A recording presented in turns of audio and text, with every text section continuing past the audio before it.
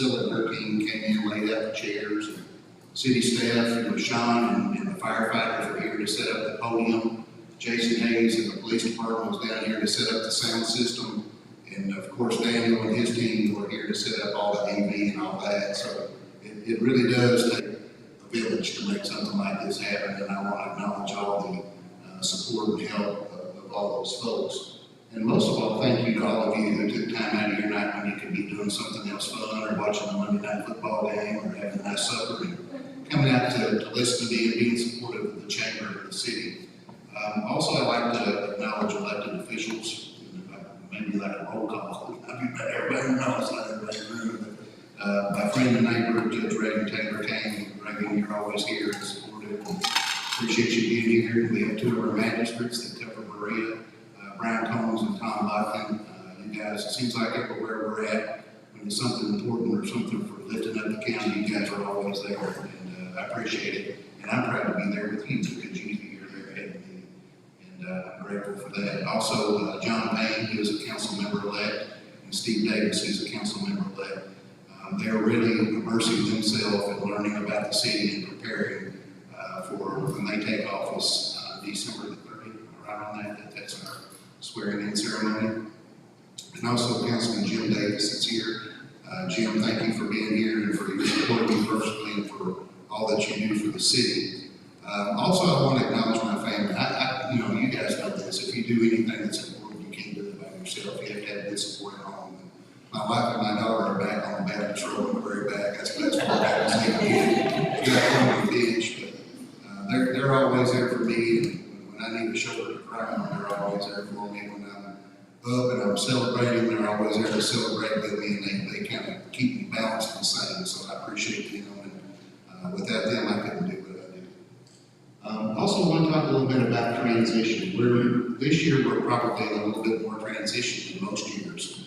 Our city administrator, Rose Beverly, who's been here for 3 years and 4 months just about, has taken a new position and is doing better for herself and for her family. But I really want to acknowledge the importance of Rose's service to the city, not just the city government, but all the people, the business community, and the citizens. Rose came in with a different perspective and a different point of view. That wasn't from the inside, it was more from the outside looking in, and she came in and shared that with us. And there's, I can name a million things that Rose has done to better the city and make this a better place to live for all of us. But some of them are like we're going to talk about somebody's doing a capital improvement plan. Nobody really thought about doing that. You're grading and ranking your streets and sidewalks and infrastructure. See what really needs to be done first, and doing that with some objectivity. Also, the pay and performance plan. Through all of that was a Herculean task, but she knew how to do that, and her intellect, her knowledge that she brought with her from her previous experience, all that played in to her doing a great job for the city. And I'll miss Rose personally because we're friends as well as working together.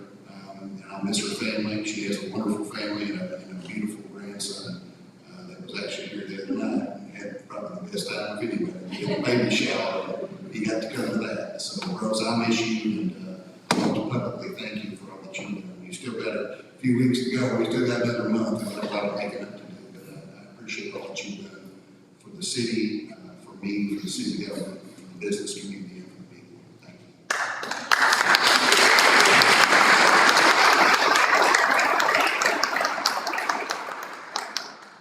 The next thing that I have is thank you to the outgoing city council members.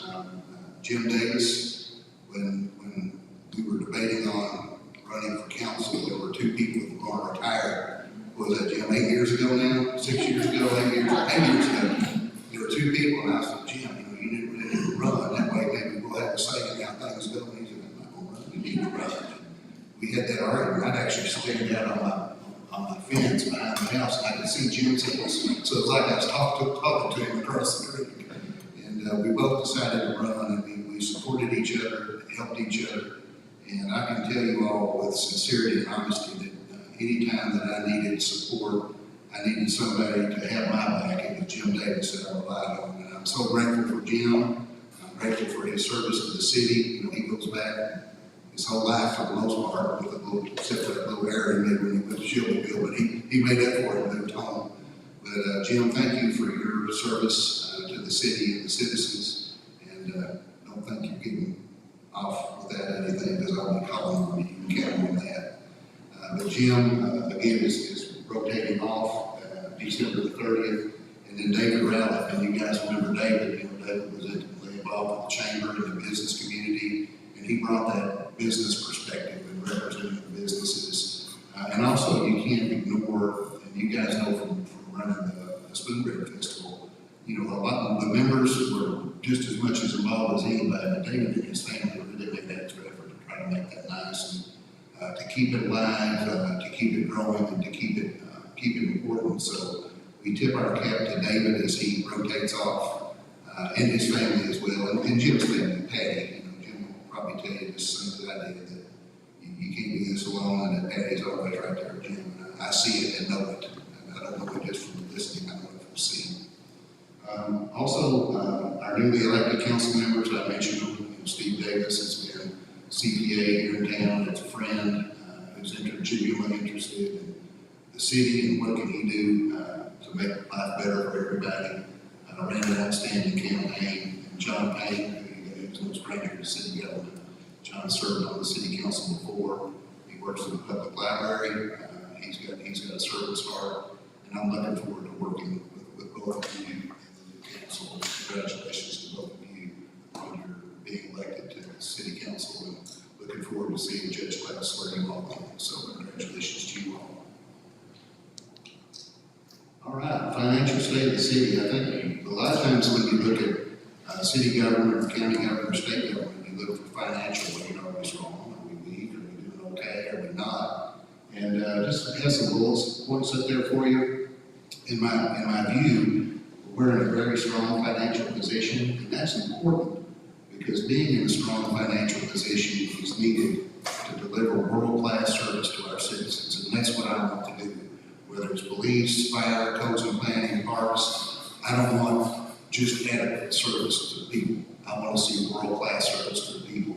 And I think that our departments, our city administrator, and others are committed to doing that from the top down. And you have to be in a strong financial position to do that. On the finances this year, we did have a new auditor, and one thing goes back to when Jim and I were first elected, that we really felt like we needed to change auditors every 3, 4, 5 years on a regular basis. And Jim would always say, just where we get a fresh set of eyes on the books. And we did switch this year to Ray Foley and Hensley CPAs out of Lexington. We had a clean audit, so again, we'll work with them for a few years, and then we'll put out another request for proposals, and we'll switch again, just because I think it's good to keep that mixed up. As far as when you look at our budget, do we balance? How do we come out? This past year, which ended June the 30th, we started doing July 1 on our roads. So with the last fiscal year, we ended up $1.75 million in revenue over our expenditures, which I think is tremendous. I think we've done that now for 5 years in a row. And also, we did all that all over the property taxes. The 4th year in a row that the effective rate on property tax has been lowered. Our rainy day fund holds strong at $3.75 million. And rainy day is, think about it, you know, if we had another pandemic or something went terribly wrong, or if we had an industry that completely shut down, how would you be able to still pay for the services that the citizens have paid for and expect to get? And you have to have a rainy day fund in there to carry at least a little while if you have any kind of an emergency. That's super strong for a city our size. And then $3.45 million in a capital sinking fund. And I always wonder what it's a capital sinking fund. It's not really a technical term, but just look at it, that's basically a savings account to pay for big ticket items. Fire truck, best example. We actually bought a fire truck for $1.5 million this past year, and we didn't even have to go to the capital sinking fund to get it. That's how strong we are. But the gravel truck that you see around, the snow plows that are tremendously expensive, those are all capital equipment that you really have to save up, and we've done a really good job with that, and we've increased that now at $3.45 million in the capital sinking fund. And the administration, whether it's me and roads, or whether it's a future mayor and city administrator down the road, as long as the law stays in place, our ordinance stays in place like it is, the city administration cannot budget that. That has to be approved by council before it can be budgeted and understand that. It's just another fail safe. And when I say we're in a strong financial position, I just added another here that we have several different funds within our budget. We have the general fund, which is leased by our public works, that kind of thing. And then we also have a tourism fund and a utilities fund, where our utilities fund is a proprietary fund for like a business, for our electric and sewer. So they're all in great shape. And again, I want to commend our city administrator, our finance director, our department heads, and the council who ultimately has to approve the budget for doing an outstanding job of budgeting and financial management. One of the things that we've tried to do over the last 6 years, and Jim will go back, we really want to be conservative with our budgeting, try to only spend the things that we absolutely needed, try to provide that world-class service, but also to grow the revenue side. And we've done that with job creation for the most part. We wanted to keep our expenses low, and the job creation that I mentioned, growth in jobs equals growth in revenue, and that's good for a city. It's healthy. Economic development. We have a great economic development team, and I'll start right back there with Donna Angel. Donna came on board with us 5 years ago now, right at 5 years, and we were in between economic development. I didn't really know which way to go, and Donna was a prayer answer for somebody that really knew the business community and worked with people who provided financing and was aware of businesses, successful businesses, land that was available, places where businesses might succeed, and brought a world of experience into the city government, and has been such an asset for us. We also have Lucas Witt and MWM Consulting, and the background on Lucas is he was the best in the business when he worked at the Cabinet for Economic Development. So he knew about state incentives, he knew about attracting business, responding to, they call them RFIs, requests for information. When a company comes and they want to go to tour, they want to look at 2 or 3 different cities, they'll do an RFI, what we tell them about our sites and what we have available. So Lucas really brought that for us. It's helped us in our industrial park and our large business in particular. The thing that we really want to do, that I wanted to do, is to attract new business in the industry, and not focus just on attracting new, but also helping our small businesses succeed and helping the existing industry succeed. That's been a very important part of our economic development strategy, and Donna just hosted something where we found out there were tax credits that are available for small businesses through the Cabinet for Economic Development. We usually think that they're involved in big projects, but they're involved in small business too. So we had a seminar regarding small business owners, and we've tried to publicize that, where people can get some help and tax breaks if they had payroll right now, if they had people. So little things like that, I think, go a long way. Training opportunities for small business, connecting small business, and we look forward to collaborating with the Chamber to continue to do that. Also, I want to acknowledge some examples of growth in our industrial park. Hitachi Astemo Electric Motors, no, I'm sorry, that's Hitachi Astemo Americas, which is the older, used to be called Tokiko. They've added 187 new jobs to that facility. We worked with them to do that. Lucas was instrumental, as well as Donna. Motor Wheel, Donna and I did a tour of Motor Wheel just a few weeks back, and they're completely reworking their process. They're going to take some of the process they do now and send it to a plant in Chattanooga, but they're going to bring some of the work that they do there to Berea, and they really expect for that footprint to grow. If you know the Motor Wheels on Lakes Road, they have about 40 acres behind where they can expand, and I'm hoping that one day they do. I kind of think that they might be moving in that direction. So we'll see that they plan to increase their payroll and to improve their processes there. High Street Hill, when High Street Hill talks about the Berea facility, they're a worldwide company. Keep in mind, they're in Ireland, they're in Italy, they're in Oregon, North Carolina, Alabama, you name it. But their factory of the future is in Berea, Kentucky. We'll make sure you guys know that. That's important for us, because out of all the places in the world that they can be expanding, they chose Berea in 2019. And they've continued steady growth with their employment and with their product, their production out of that particular facility. And we're now getting a lot of inquiries from smaller suppliers that want to come to Berea where they can be closer to high scale because of their increase in production and the way they're working their process. So we think that creates a really good opportunity for growth and jobs and industry in Berea, but also in the county, in other parts of the county, in Richmond, and even surrounding counties. There's a lot of economic development activity around us. So we want to grow here, but we want to see our friends and our neighbors to grow and thrive as well, and we think we can be a part of that. The EQI, does everybody know where the EQI building is? That was, we call it a speculation building in Southwest Ferristown School. You guys seen that one? That was a really cool project, and what they're doing right now, if you drive along Chapel Lane and you look past Ferristown's track, you can see where they're expanding that building. They're almost doubling the size from 52,000 to 92,000 square feet. And I talked with Mike and Jack Kelly that are the builders and developers of that particular site, and they said that is for growth within EQI. And EQI, in case you didn't know, is a supplier for High Street Hill. And I think that their presence in Berea and their expansion is indicative of what other suppliers will be doing in the near future. And I'm looking forward to working with them to help them find a home in Berea to create jobs right here at home. The Berea Industrial Development Authority, I want to talk just a little bit about that. That's an independent group that is appointed by the mayor, but they serve a very important function for the city.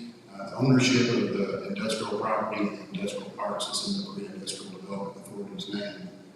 We do have a 21-acre rail service site that is between Novelis and Kentucky Steel, and that's at the railroad track. It was certified as a top site by CSX Railroad. So we're really pleased to have that site, and we actually have this is no secret, we actually have a contract to purchase that. And we're hoping that that gets worked out soon. They're in their due diligence period where they evaluate the property, the utilities, and make sure everything is there where they can build and be successful. But we're real happy, and hopefully we'll be able to make an announcement about that in the near future. Also, there's an 87-acre industrial park expansion, and that's what goes out where Baby Road kind of stubs out and runs all the way out to Memphis Road. So there's 87 acres there. We have a park master plan. We're working to get the biggest parcel ready, build ready. It's about 90% done, but there's some work that we have to get the contractor to go back and fix where he was a little bit short on the building pad. So we're hoping we have that finished in the spring. But we're in really good shape there. That property was, I wish Amanda was here, she could tell us there were probably 30 or 40 different small parcels. We consolidated a boundary survey of that, consolidated our parcels. There were a couple that still weren't within the city of Berea, so we annexed those into the city a few years back. And we got it all zoned appropriately, I-2 for industrial development. So that gives us our future location to locate future industry. And last year I talked about the remaining property within the Memphis Industrial Park. The Memphis Industrial Park is going to be on the east side of Memphis Road. That's pretty, the Ferristown Middle School and the Apple Harvest Greenhouse is now Master Garden. That was part of that Memphis Park. There's about 330 acres of that left. Last year when I was here, I was telling you all that a lot of it had big changes in elevation where it was going to be very difficult, if not impossible, for us to develop. To develop some of that land, it would cost us more to develop it and do the earthwork than it would be for us to sell per acre. The price per acre would be less than what we would have in it, and that wouldn't make good business sense to do. That kind of leads us to a new development that's what I consider groundbreaking for the Central Kentucky region. And that's a regional business development project that's known as the Central Kentucky Business Park Authority. Ray and I, on Thursday of last week, signed the interlocal agreement with the Scott County Judge Executive and Mayor Linda Gordon, with 4 partners: Madison County, Berea, LFUCG, Lexington's Covenant, and the Scott County Fiscal Court, all voted unanimously, without exception, to enter into the interlocal agreement to form this business park. I was interviewed about that today, and I said that we started on this 20 months ago. And when Jim and I came in 8 years ago, that's one of the first things we learned about was regionalism and industrial development, and how other regions were being successful with that, from Columbus, Ohio, to Research Triangle in North Carolina, St. Louis, Nashville. They're all killing it, getting all these big projects and really creating a vibrant economy in their metro areas. And the reason they were doing that is they were working together. They were going into it basically like a business partnership or a real estate partnership. And in that interview today, I said, it's taken this long because it's not easy. It's not easy for one government to agree on what direction you want to go in. And when you look at bringing multiple governments together to work together and to develop together and to create jobs together, it gets even more difficult. And I can tell you that this partnership that we've ended up with, I just kind of focus on where we are now, with those four entities, is extremely strong. I feel very positive about it. There is Craig Shotton, I should mention Craig. Craig is here from Congressman Barr's office, and Craig, Congressman Barr's staff, and the Congressman himself have worked very hard to help us with seed money where we can make this happen.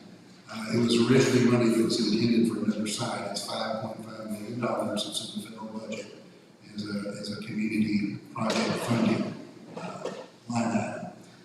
I think it's in the budget, if I'm not mistaken, Craig. I may be wrong on that. Long story short, we were able successfully to work with Congressman Barr's office and his staff to utilize that in Madison County, which is part of the regional partnership, because we moved the site of the regional project from the city of Georgetown to the city of Berea. We had that property that was there that was going to need an infusion of funding to make it usable. But we think we can get up to 180 acres. Not continuous, but contiguous property with lots from 22 acres to 58 acres. 4 different lots that we think will be very competitive and will create jobs within the city of Berea. And the good thing is I was excited about the regional partnership where we would derive revenue where we can continue to provide that world-class service to the citizens. But this is even better because the jobs are going to be right here in Berea and Madison County. So I'm really thrilled about that, and I'm thrilled to be working with our partners in Lexington and Scott County to develop a regional business park, which will be the first one ever in the Bluegrass region. So that I'm fired up about. Reagan and I, we've spent a lot of time on this, haven't we, Reagan? But we've got it over the finish line, and now we're ready to move on, and we're expecting to have the first board meeting of the newly formed Central Kentucky Business Park Authority next week. So we're excited about that, and wanted to bring you all up to speed on it. I mentioned the jobs from this site initially will be created in Berea, but I do envision, and I think all the partners envision, that this is not the first project. This is not the only project. This is the first of more projects to come. The other thing that I really hope from my perspective, because I'm a Berea first, but also I'm a Madison County, I'm a Central Kentucky, and I'm a Kentucky. I want to see our whole state succeed, and what I'm hoping is that we can use this business partnership that we worked through and created and learn from the things we did right, the things we did wrong, the things we do different, and help others to do similar projects with regional projects where it makes the entire Commonwealth more competitive. So I'm looking forward to doing that. I wanted to spend just a few minutes on workforce development. But that is really key to economic development. We have some unique advantages here in Berea and Madison County and Central Kentucky that really give us a leg up. I think that we're going to be extremely successful in economic development in the months and years to come. One is we do have a partnership with the Kentucky Career Center that Donna has cultivated. We help our industry recruit. We go over and beyond what the business development department should do. Donna personally goes over and above to make sure that we're able to help our business and industry find employees to do the work. And we do that with the workforce development folks, which is through the Bluegrass Area Development District. So we have a great relationship there. And I'm telling you guys, the United Academies through Madison County Public Schools, that's a total game changer. We talk about it every year, but what we're seeing now is industry has students coming right out of there ready to hire and ready to go to work. And when you go, if you haven't done a tour, I know what the night sounds, I encourage you to do it. Because what you do is you go in, the students are already going, hey, how do you like it? You don't get that, and get them excited about it. They want to tell you about all that they've learned. They want to tell you about what they're doing with their career. And when I see that, I see hope in our young people. And I really think that the people have hope and knowing that there's a job good paying job where they can make a living and live the American dream, that keeps them on the right track and doesn't let them go on to the wrong track because they feel like it's hopeless.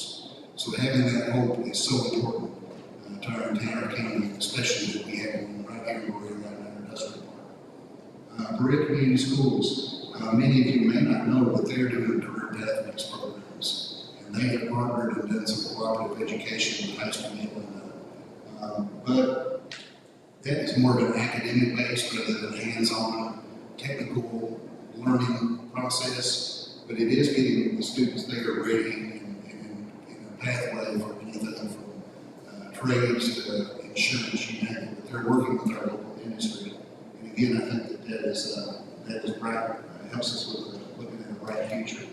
And the last thing is we know this is going to happen. The Bluegrass Army Depot transition, all those contractors that have lived here for 10, 15, 20 years or more and have made a life here, a lot of those folks are contractors and they don't want to move and start over somewhere else. They're looking to transition in the local industry. Now we got something that had like 6 different highly trained positions that they basically been given their notice by one of the contractors at the Army Depot.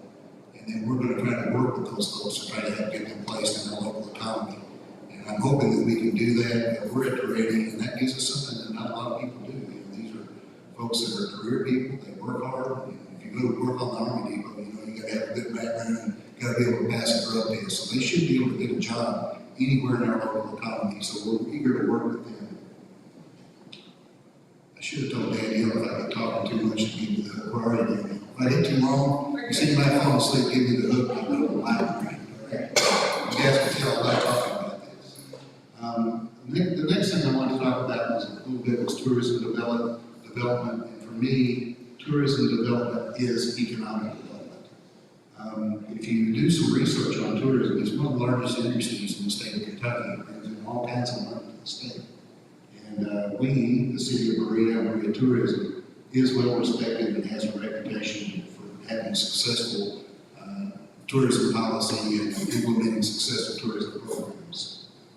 Our tourism department and the staff and the commission have been successful in attracting tour buses, and that's something that Donna started, a couple of years ago, Donna. And those folks come in, they shop at our local businesses, they stop, and they always have money to spend. And what lifts up our retail lifts us all up. And I think that that's what some of these innovative practices are doing. The other focus is something I really want to see us focus on a little bit more is attracting conferences and conventions to town. That supports our local business, our hotels, and our restaurant industry in particular. And if you look at the title, if you look at the ordinance, it's actually the Berea Tourism, Recreation, and Convention Commission.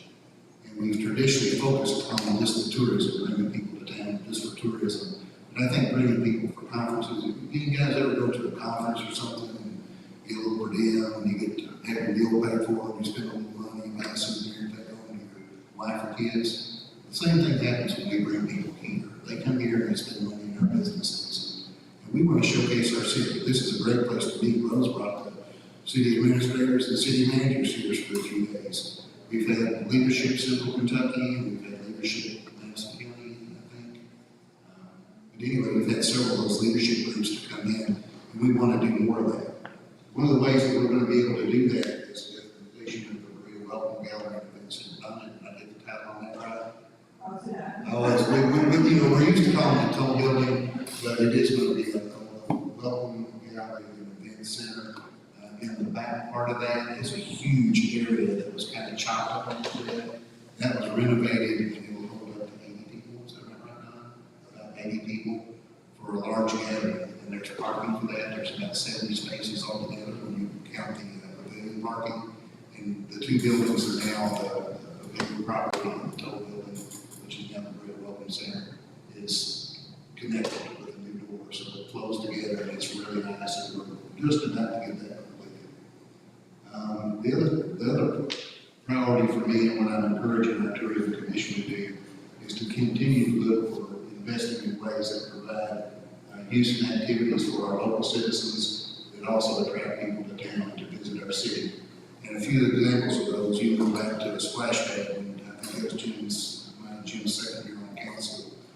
The Boone Trace Trail, those things, the funding for that has come from tourism. The mountain bike park, those are all really good examples of things that we can all go and use, or our families can go and use and have fun with it. But it also brings people to town. You wouldn't believe the people that come out to the mountain bike trail. Kentucky Mountain Bike Association, they're doing training and seminars and you name it, all kinds of events out there, and it brings people to town, and that helps our small business. The last thing that I want to mention and acknowledge our tourism commission and tourism department investing in renovation of the Bria Swimming Pool at City Park. That project turned out to be a lot more expensive than we expected it to be, and nothing's cheap right now. So we were really happy to see the tourism department join the general fund and providing some funding for that, because that's another good example of swimming pool. You may not get people from Michigan that want to stop at our pool, but people from Gary County or Estill County or Rockcastle County, they come and bring their family, and they're just as important tourists as the tourists that are out of state, in my opinion. So it was nice to see that, and we're looking forward to getting that project moving forward. Something that Martin Richards is here from the Planning Commission, and I really give the Planning Commission and Martin have been spearheading this, where we really need to look at what are we going to do in the future as we experience this growth for affordable housing. Rodney's been in the building business, and just the cost of building materials has gone through the roof. That's what all the builders and contractors still need. So what are the things that we can do as a city to try to make that a little bit better, to try to create more affordable housing and have an adequate housing stock in the future? And right now, our housing stock is pretty low. If you talk to Amanda, she'll tell you we don't have that many lots of evidence in the real estate business. And we could probably double our housing stock and still be selling houses, still be doing. So that's something that we want to do, and to help our builders. I know that throughout Central Kentucky, we've been working with the Homeowners Association. They're interested as well. Our local planning commissions, our area development district, are all looking for ways that we can build homes and developments for the future. We did change our land management development ordinance this past year. That's something that's happened since we last talked. City Council and Planning Commission were 100% supportive. Some of the things that went into that were reducing the setbacks, reducing the lot width. There were things that we thought we could do that would be small things that would make a big difference in the long run.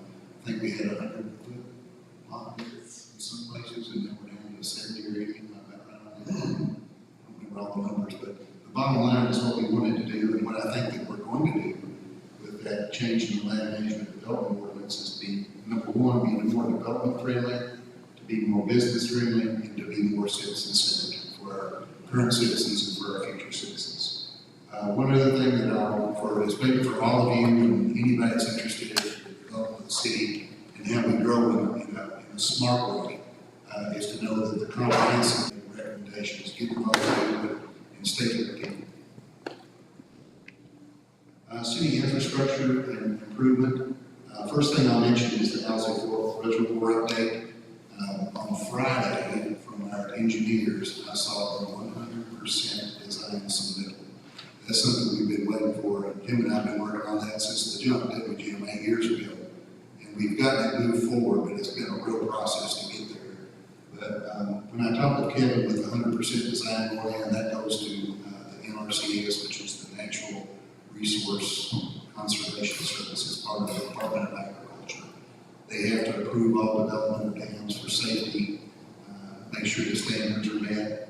And right now, we don't have to work with the National Design Center in Fort Worth. We've already passed all that, and we're working with NRCS out of Lexington, which has been a much better process for us.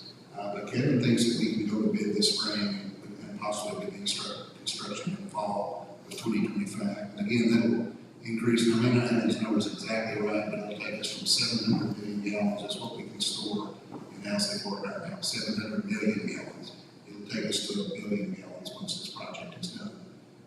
I always say that every great civilization, at least I learned in civics, every great civilization is built next to a good water source, right? We got to have a good water source. And once we get this done, we'll have a pristine water source that should serve all of us as citizens and business for the next 50 years or more. Also, I want to let you know about a new community development block grant for Ferristown Heritage and Community Center.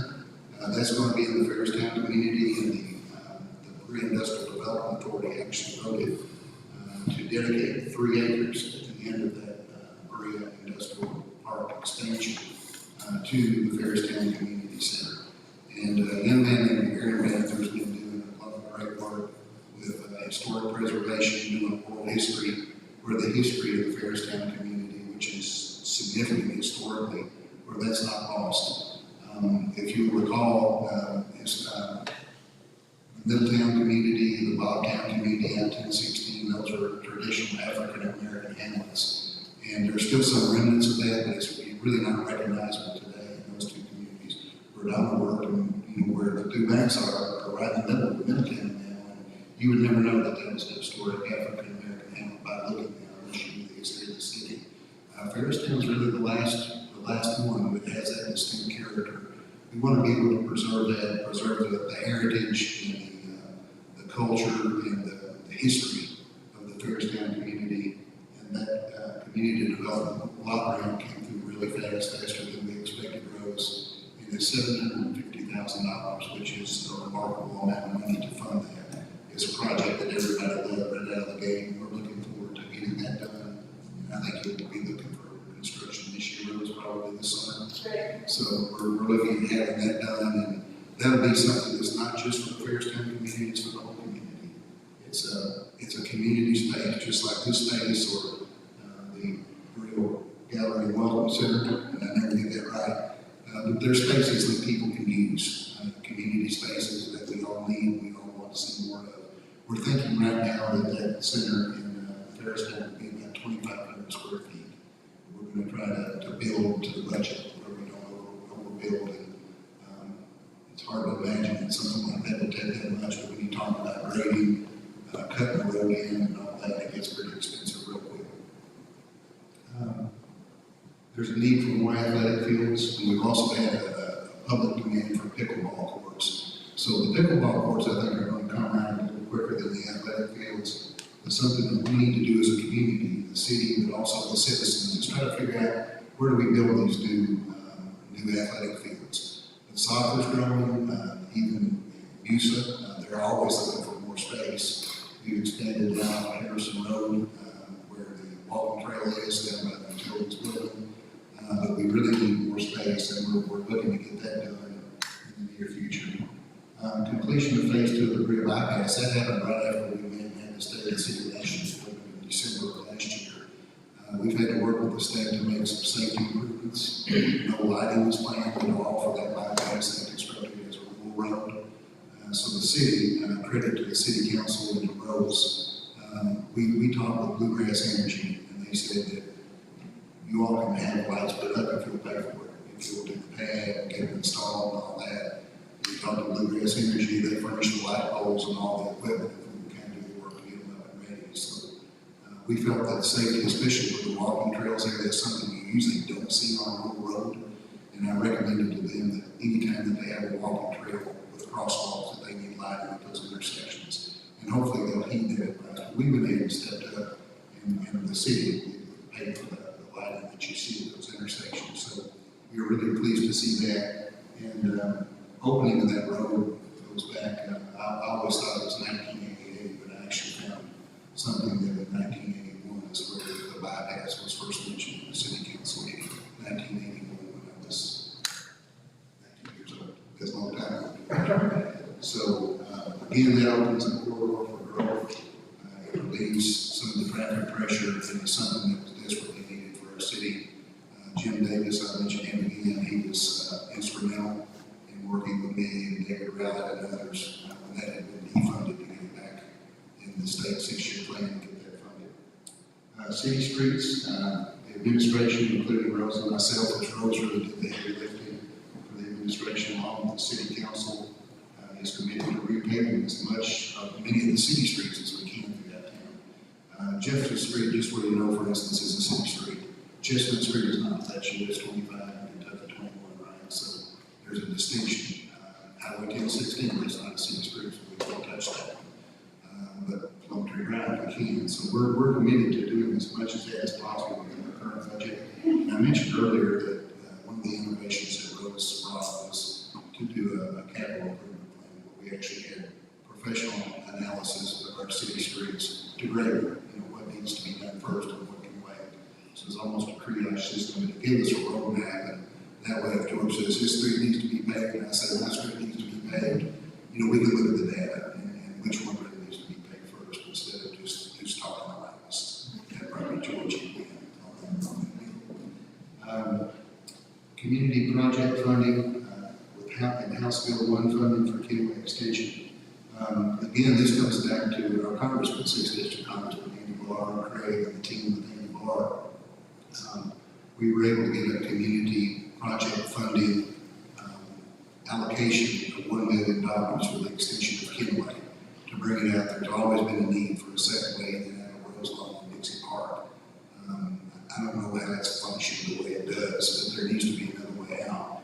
And we have the preliminary design on that now. There's also House Bill 1 with state funding. That's where the state, in the last legislative session, decided they would take some of the state surplus and invest that back in the communities. And Josh Gray and Jerry Carpenter were instrumental in hearing us, hearing me when I went to ask them, please help us with this. They allocated another $1 million in state funding. So there's $2 million total that's going to go to the Kenway extension, and we're hoping as soon as the federal budget passes, which we think will probably be in the spring now is what I'm hearing. As soon as the federal budget passes, that federal funding is in the federal budget, and it has to pass first.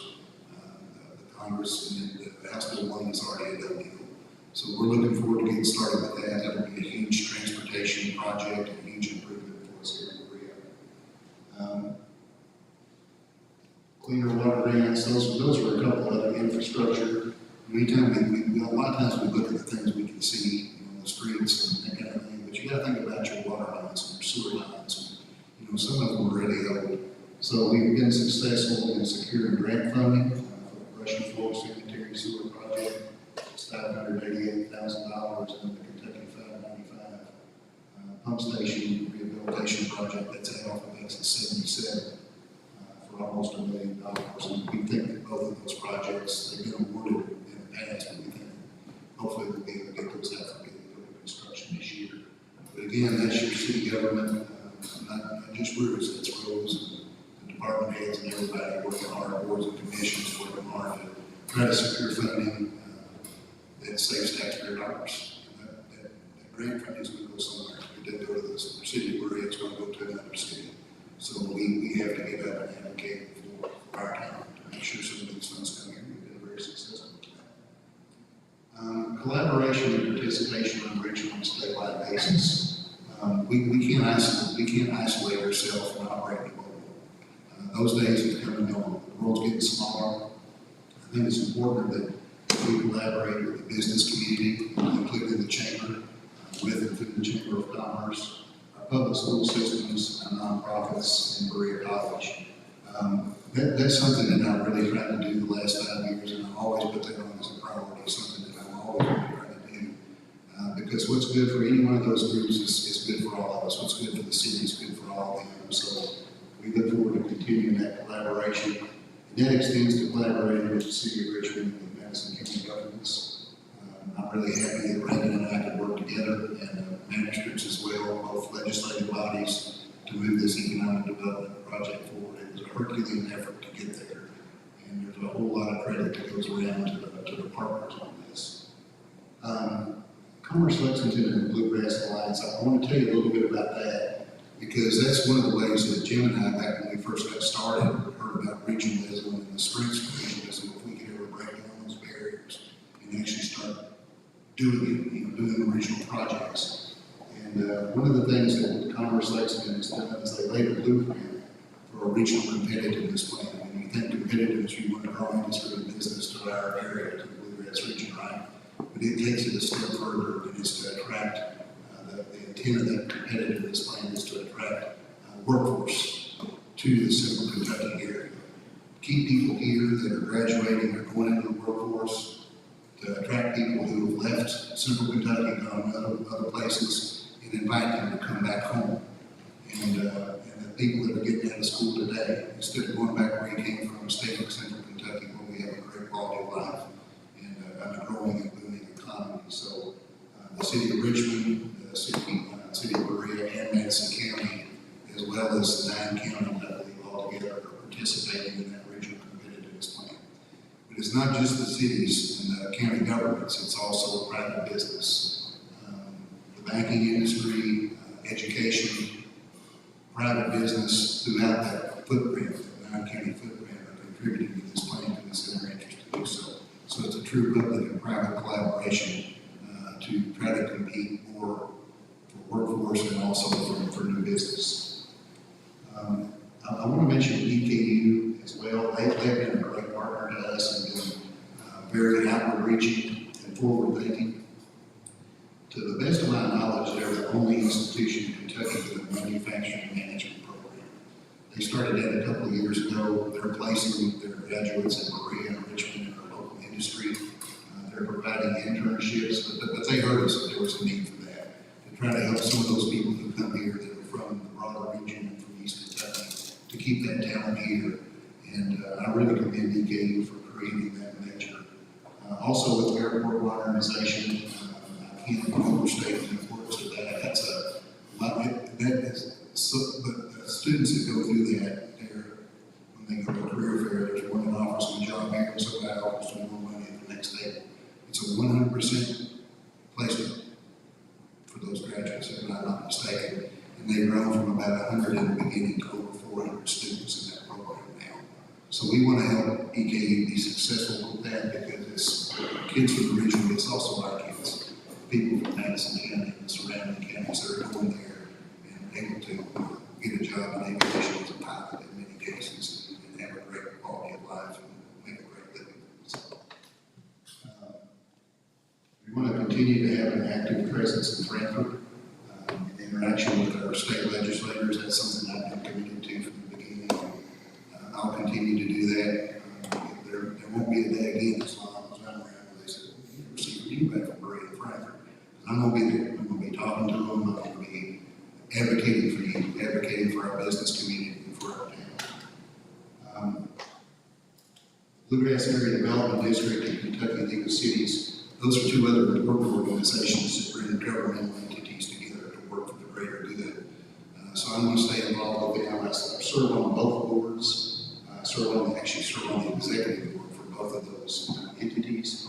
And don't want to toot my own horn, but I did just accept nomination and appointment to be the second vice president for the Kentucky League of Cities, which is it's another volunteer. It's just another thing I'll add to my to-do list. But I'm honored and grateful that they put their trust in me, and I'm willing to work for the greater good of cities and our partners in our counties. You know, we all need to work together, and that's one thing that I know, and I think that's one of the reasons that they want me to do that, because I believe in collaboration and working for the greater good. Central Kentucky Regional Airport, I can't give you a state of the city address without talking about this and emphasizing how important it is. And George White's been the chair of that board. How many years, George? 20 plus, maybe? Plus? Probably. But we do have 2 board members. Each of the governmental entities has 2, and EKU is now an equal partner. It's the only state university that's an equal partner in a general aviation airport like this. So technically, those 4 entities are the co-owners, if you will, of the airport. It's critical for continued economic growth. George calls it a driver of our local economy, and I tend to agree with him. And it's key to the expansion of EKU's aviation program, which I think is important to us here, but also the broader region. So it's a very valuable asset to all parties. I'm getting really close to the end, so I hope y'all stay right with me through the last little bit here. I want to just give you my take on city government. In my view, the city governments, whether it's here or anywhere else, city government should be a quality of life business. That's what we should be about, is doing things to improve the quality of life for our citizens and for our businesses. We do have a strong group of dedicated public service in the city of Berea. You see a couple right over here with our police chief and fire chief in the city here, our city administrator, business development director, and our city clerk and others. I probably missed somebody, but we have a talented group of people, and I couldn't be prouder of the work that they do. includes public works, roads and planning, parks and recreation, business and tourism development, finance, utilities, information technology, we're forgetting that they're running the show, and the administration, but also our boards and commissions, and I mentioned some of those: tourism, planning commission, ethics board, you name it.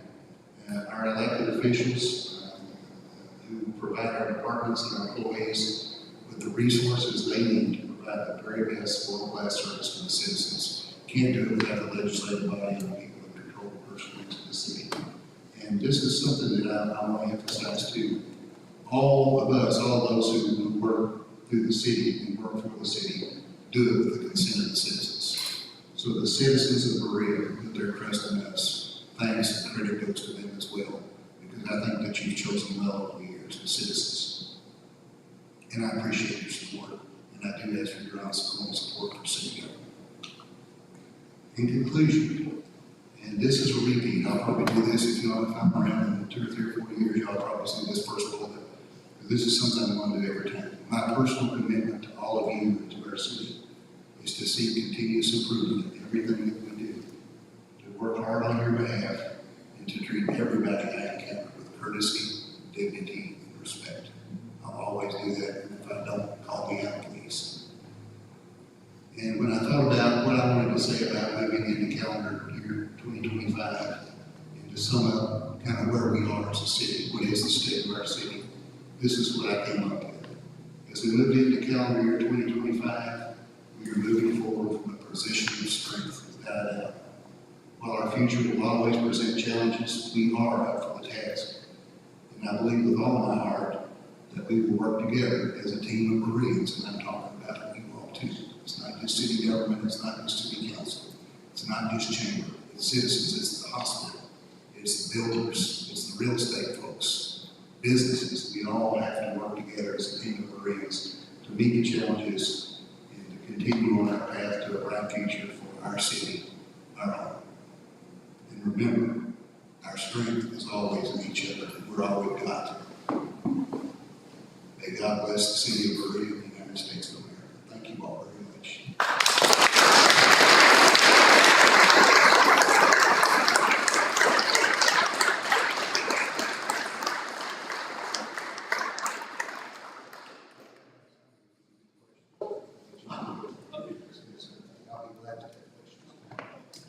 Okay, so the mayor has opened up the floor, and if anybody has any questions, now's your chance to ask those.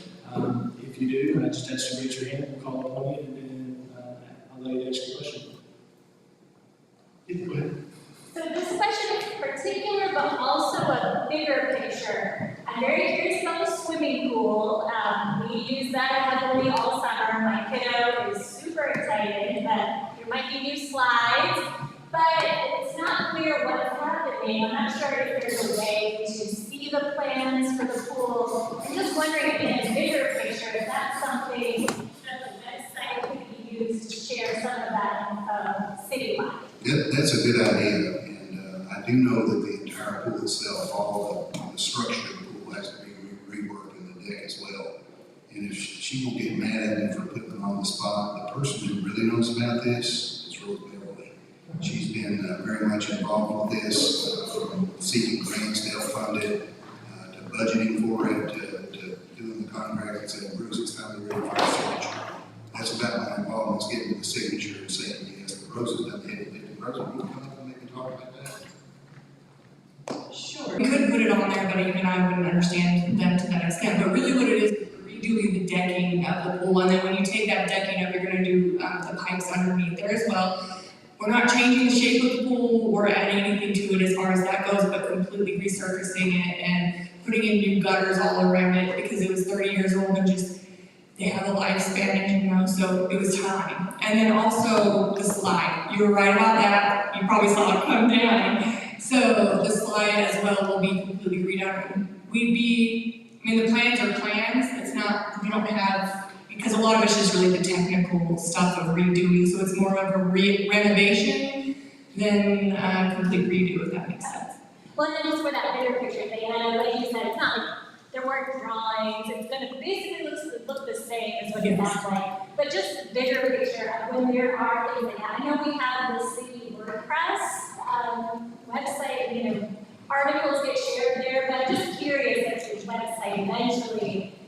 used as a hub for citizens if they want to say, hey, what's going on in the pool? Okay, I'll go to the website, and then that info would be there, just to get bigger. That goes back to one of my last slides where I talked about continuous improvement. That's why I think we probably could improve to put some of those things out there that we kind of take for granted. You know, we look at it and we say, this is going to work, we think this is going to be fine, and we sign off on it, and we fret about getting the project bid out and get an award to the bid, but maybe getting some of those things are a good idea, or, and the other thing is I'll say is thank you, Rose, for letting me put her on the spot and helping me answer that question. Good question, thank you. Other questions? Now's your chance. All right, well, I heard a few bellies growling, so I don't want to keep you guys, but, and I meant what I said at the beginning, I think that was the best part of what we all had the time to fellowship and catch up with each other, and we can do that anytime. You know, we do this once a year, and incidentally, in case you didn't know, this used to be in January every year. It used to be after the State Union, wasn't it, Craig? So, my first year in 2019, we did it in January. In 2020, we did it in January. And what happened in March of 2020? COVID. So we really couldn't do one. You know, we'd already done it for once a year for 2020. And we actually waited with the chamber. We waited until like November, I think, that year. And it's like, I really need to do this. And we were just kind of starting to come out of COVID. And this was a good place to be where we could all social distance and put our masks on. And then we've kind of kept it on that cycle. I know this has been, and I want to compliment the chamber. I meant to do that at the beginning, and then I will close, I promise, with everybody's hungry. But the job the chamber's doing around town is incredible. I think the chamber's always done a good job, but I think the chamber has really upped its game, and I think a whole lot of that goes back to Dan Hill. And I do want to give remarks for the board.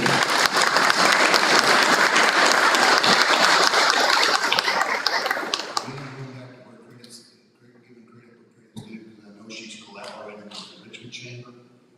The Christmas parade, I was amazed at the quality, and a lot of that was you guys too, but the quality of the floats, and Danny and old Danny's planned that and kind of run the railroad on that deal, but that was outstanding. I mean, I've heard from everybody that that was probably the best parade they've ever seen, and I thought that, I talked to Greg, and I said, is this more than usual? I think this is the most floats we ever had, and there was one that was like Macy's Thanksgiving Day quality that I saw out there. But credit to you guys for up the game. I know that we've done a lot of this kind of back to back to back, plus the awards banquet. That was another, I thought that was well attended as well from the ones that I've seen in the past. So I guess what I would offer to the chamber, if you want to look at maybe putting this in a less busy town, I thought about this on the way down. You know, I'd be more than willing to kind of, you know, cut it halfway, maybe do it in May or June, because you've got school grid and you're running and everything else, and the holidays. This is kind of a busy time. It's a good time, but a busy time. So I'll just offer that up, and again, thank all of you for coming out when you could have been doing something else and spending time with us. Hopefully I'm informing you on these things along the way, and that the council's informing you on these priorities, accomplishments, and challenges along the way as well. But thanks to all of you. It really does take all of us, and I'm grateful for all of you, and look forward to the year to come.